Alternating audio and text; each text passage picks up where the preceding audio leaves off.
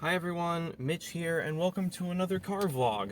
I'm not sure why exactly I'm doing one of these, but I'm doing it. Also, I'm gonna turn the phone around, cause angles and stuff. Ooh, that's nasty. Actually, I'm gonna turn that back around and just rearrange stuff a little bit here. Okay, there we go. I'm sorry, this is all messed up and doesn't make any sense. But that's alright, isn't it? I don't know, probably is not, but I'm gonna pretend like it is and it's gonna be fine. So, today, I'm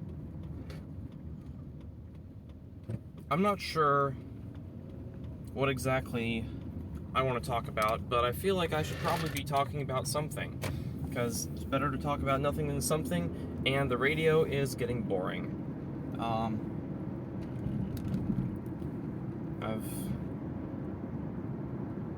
Stuff keeps happening. You know, life just keeps throwing you under the bus, and then turns out that the underside of the bus was a fine place to be. You know, like you get it. I don't know. That's not what I meant. I don't know what I'm saying. Okay, and I'm not implying that I've actually been thrown under the bus. I'm just like, even in metaphorical sense, just like I'm fine. I think for now. Still breathing, right? But yeah. So, because I am now technically an adult, and I have to move out and live and stuff. I've been getting some advice from people who are actually adults and not just technically adults. And one of the things I heard was credit card. You definitely need a credit card because debit cards are just like, they're a liability, because even if you get it canceled, you still have to pay. Even if you get scammed or your identity stolen or something, and you get canceled, you still have to pay the fees and stuff. Maybe I don't know. I don't understand the exact argument, but I get the idea. It's not where you want to be with that. And so I just want to find, I don't know, if probably no one has any recommendations to put in the comments because no one's even watching these, but if you are watching this, happen to, and you've got this far, recommend me in the comments a credit card to go for that has where you can use it like a debit card. You can make purchases that where it will pay your where it will just pay for all your purchases within the pay period. So you're basically just collecting. See, I can't even say this, and I can't format in a Google search to find what I'm looking for. So basically, with a debit card, you make the transaction and the money goes straight out of your account. The credit card I'm looking for, you make the transaction, the credit card charges your bank account. You go to verify that. You verify that charge. You have an automatic thing set to always verify the charge, and it just takes it as soon as it can. Hopefully, within the week or the month. And that way you're all caught up. You only use it for things that you already are capable of paying for. Money you actually have. You're spending only what you actually have, and keep having it pay out in approximately real time. within a day or two.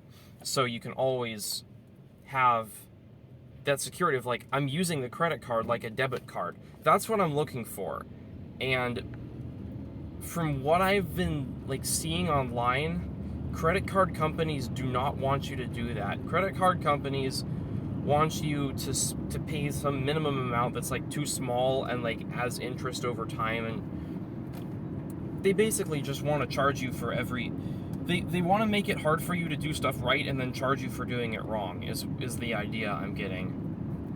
But I want to do it right in the least effort way possible, and that to me is acting like it's a credit card.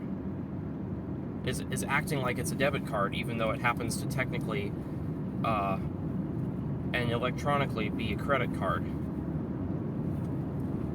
It's a credit card that works like a debit card. That's what I'm looking for. And I sort of wanted to do that, to see if there was like a good deal for a PayPal card or something, because if there's like a good PayPal credit, because PayPal credit is supposed to be a thing, sort of, kind of like, so I just want to, I don't know, because I had a PayPal debit card for a bit, and it was nice, because my parents were monitoring my credit union debit card. We have a local credit union here that joined up with New Vision Federal Credit Union, so that's like my main account, and then I had my PayPal just like connected to that, and I had a PayPal Cash MasterCard for a while, and that was pretty nice because it just deducted from your PayPal balance first, and then if you didn't have enough in your PayPal, the PayPal would just charge your normal account. So it would charge my credit union account, and that way my parents couldn't see what I was spending, because they were monitoring my credit union account. But if I used my PayPal card, all they could see was, oh, he bought something with PayPal. But having a physical plastic PayPal debit card, you can buy anything with PayPal, it turns out. So that's kind of magical. That was cool for a while, and then, so I like got that for free from an email promotion they sent me, and it was like another email promotion. So like, oh, but you can there's this other one you can get like rewards and stuff. But I already have this one. Well, now I don't already have that one, because a scammer tricked me into... Okay, this is an embarrassing story. It's the dumbest thing ever. It was almost Christmas. It was like December, I want to say 18th or 20th. I put my MacBook up on eBay, because I'm like, alright. I put my MacBook up on eBay in like December 15th. Like, I'm prepared to use my old experimentation laptop as a main device, because it's running Linux, and Linux on that laptop works just as well as macOS on the MacBook, and the laptop is chunky and has a number pad, which I really like. That counts for a lot for me. It's like there's maybe the MacBook is a little bit... The MacBook has better specs and a newer processor, but it's like... Also, it's a MacBook, so there's cooling problems, and there's repair problems, and there's terrible, crazy, cringe driver issues running Linux on it problems, and I just didn't want to deal with that. So I installed Mojave on it, because, Mojave is my favorite version of macOS, because it has 32-bit support, and it has dark mode. And those are the two... It's the only version that has 32-bit support and dark mode. And, 32-bit support you kind of don't really need, but dark mode is nice to have.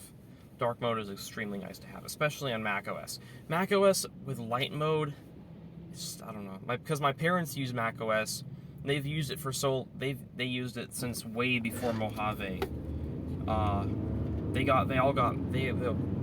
They converted completely to Mac in like 2013. So, for the past 8 years, they've been just like solid Apple use. They've been like solid, full Apple ecosystem, except for the. Actually, we do have an Apple TV, but it's like the first generation Apple TV. So anyway,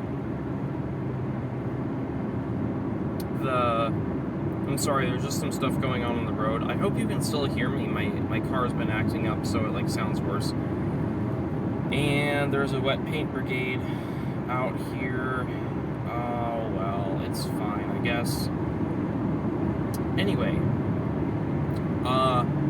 yeah, macOS light mode just looks extremely just cringe to me. I don't like, at least like pre-Big Sur, how it's like the top bar is just so light, and just the gloss on the dock at the bottom, it's just cringe, and I don't like that. And so I wanted to get a better look for it, and so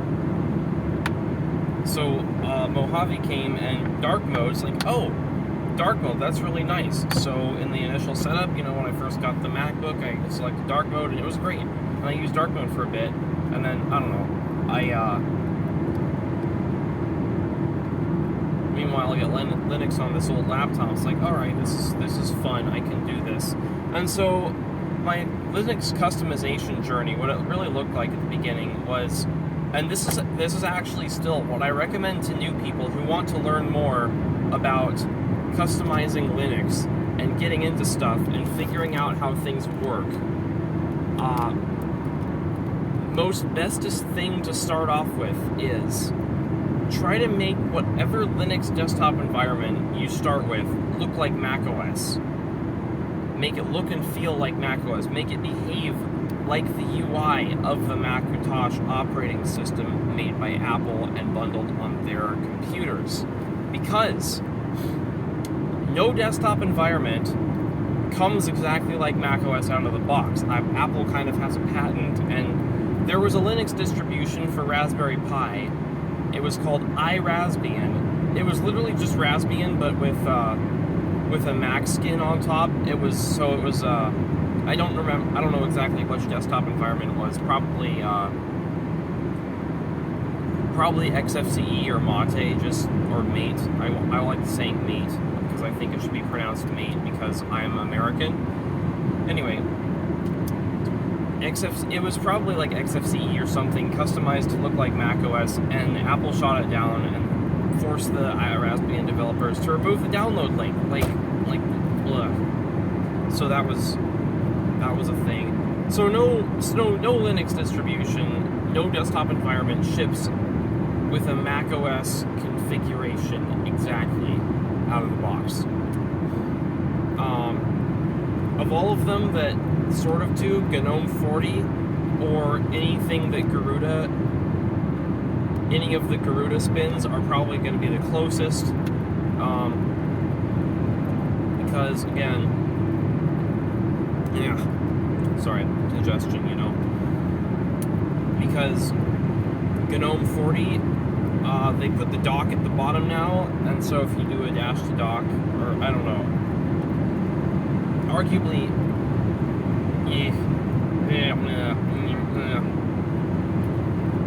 it is what it is. So anyway, now you've got, but even if you want to customize GNOME to look like macOS, you've got to change the theme, you've got to add the little bar at the top left of the screen that has the little thingy things that, it's got the little file edit view stuff. You've got to get the little Apple menu down there. You got to do that, and with GNOME that requires editing some CSS files and downloading some themes from GNOME Look and having a Chrome extension, and there's a few different things that you have to do, and so you can do those, and it's and you do them, and it's a thing, and it's fine, and it's chill, but you do have to do them. But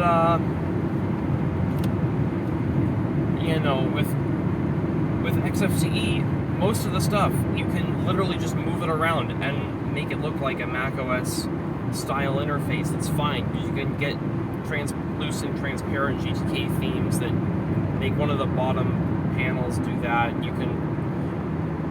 Or you can just install the Plank dock if you want the fancy blow-up motions, if that's your thing, on Mac. But the one thing with XFCE that's like impossible is the one thing that makes customizing XFCE to look like Mac hard is the file edit view. It's called the global menu. Now, the global menu, KDE has one built in, and it's just there, and you can just use it, in the regular KDE panel, in Latte Dock, or whatever. You can just have a global menu. You can even just put it on the desktop, I'm pretty sure. But the one thing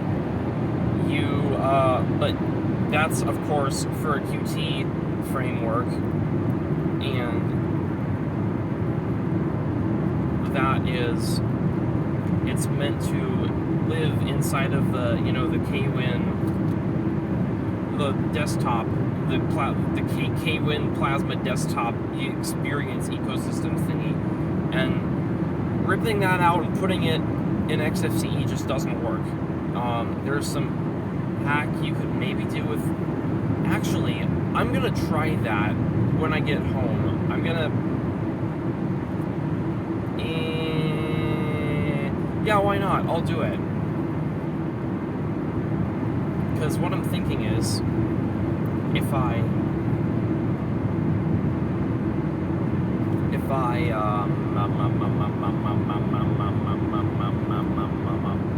have a Latte dock that's only the size and shape that it needs to be for the file edit view menu, and it's completely transparent, I can just I can just have that there on top of the XFCE panel, and it'll be just fine. But anyway, that's not what you're supposed to do. There is a GTK-based panel plugin that does the same thing, and it works sometimes, but other times it doesn't. And it's, I believe it's written Vala. There's an AUR package you can get, and you have to edit the package build, otherwise it pulls in a bunch of dependencies. I don't know, you kind of have to build it manually. Using an AUR helper with it is not good. I'm a Paru guy. I use Paru for instead of Pacman for all AUR transactions. It's because it's written in Rust, and it's just generally pretty nice. So, okay, we're at the point where no one knows what I'm talking about anymore. But anyway, suffice it to say, it's not the easiest thing in the world, and it will make you think, and it will make you have to deal with which tutorials online are credible sources of information. It gets your feet wet. It forces you to dip into how at least your graphical interface works. Maybe even some plain text, configuration files or something, depending on the desktop environment. With Cinnamon, I didn't actually have to do anything with that. It was just the global menu that was. Actually, wait, no, doesn't Cinnamon might have a built-in global menu. Actually, I should look at that again. I might switch from XFCE to Cinnamon, actually, if it has that, and it works, and it's nice. But I'll try the KDE thing first, with the Latte thing, because that seems like a kind of cool idea. So, yeah, Latte. So, small tangent about desktop environments and window managers and what a desktop environment consists of. This is where different desktops handle it a lot differently, and it's kind of annoying because some handle it better than others. XFCE is really nice because XF Desktop, it's a bounded program. It draws the wallpaper, it displays a folder view on the desktop, and it provides a right-click menu for the desktop. That's what it does. It's XF Desktop. It's the desktop wallpaper and icons and right-click menu. That's fine. That's simple. That makes sense. XFCE4 panel. It's the taskbar thingy, or if you want to make it look like a dock, you can. It has a settings GUI. It has a settings menu. It has a bunch of plugins you can get. You can put on it. You can put launchers on there for apps and stuff. You can put separators. You can put a panel anywhere you want. You can make it any color you want, or you can make it conform to your GTK theme. That's fine. That's wonderful. It's just a panel. That's what it is. It's a bounded program. You know, the panel is the panel. You can use the panel separate from anything else if you want to. Now.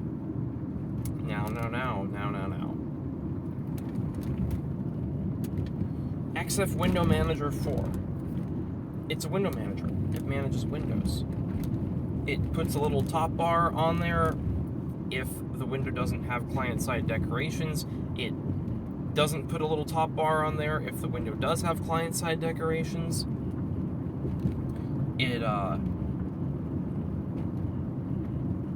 It manages window snapping, manages workspaces, and it has a built-in compositor. It's a window manager. That's what it does. It manages windows, and it composites them because for some reason X11 those need to be separate actions, which I kind of don't understand, but I respect it.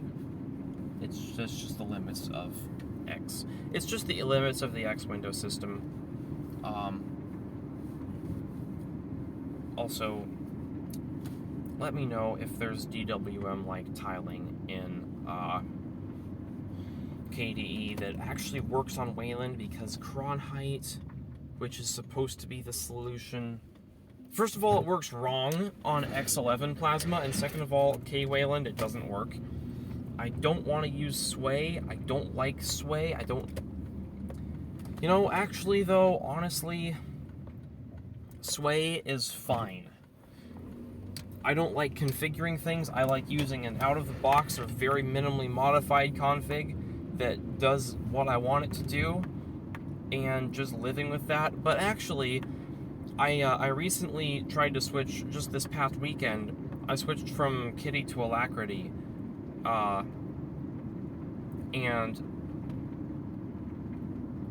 mostly switched. I still have Kitty installed, and I still have my personal config there. But hunting around, trying to figure out the syntax of the Alacrity config file was interesting, and I appreciate the learning experience that was, and I might try it with Sway as well. Because if I can duplicate the default XMonad, XF monad, because I'm using it with XFCE. Though if I can duplicate those key bindings in Sway, and get some sort of panel or bar thing running that looks kind of similar to what if I can get multiple panels to show in Sway, then I'll be good. Then I'll be taken care of. Anyway, I no longer have time to talk to the camera, so I need to go waste my time on something else for a while. Bye.